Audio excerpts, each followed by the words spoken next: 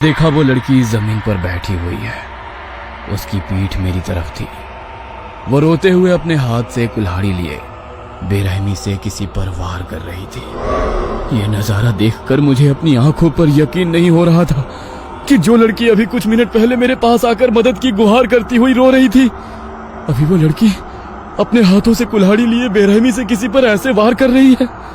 यह देखकर मुझसे रहा नहीं गया। मैंने उसे आवाज लगाई, ये क्या कर रही हो तुम? किसी को मार डाला क्या तुमने?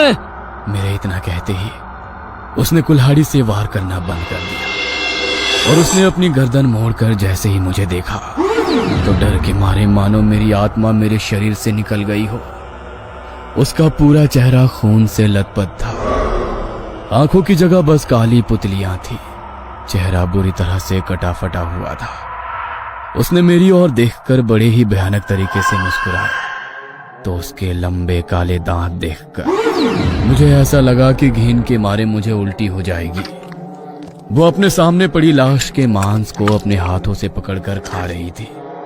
उसे देखकर मैं इतना डर गया कि डर के मारे मेरे पैर वहीं जम गए। तभी उसने फिर से मेरी ओर बड़ी ही भयानक हंसी के साथ हंसते हुए देखा और अचानक वहां से भाग गई।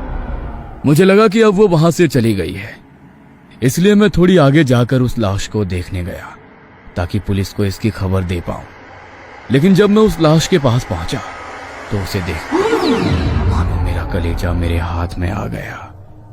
वो नजारा देखकर मैं इतना डर गया कि डर के मारे मैं वहीं पर बेहोश होकर गिर पड़ा। सुबह जब मेरी आंख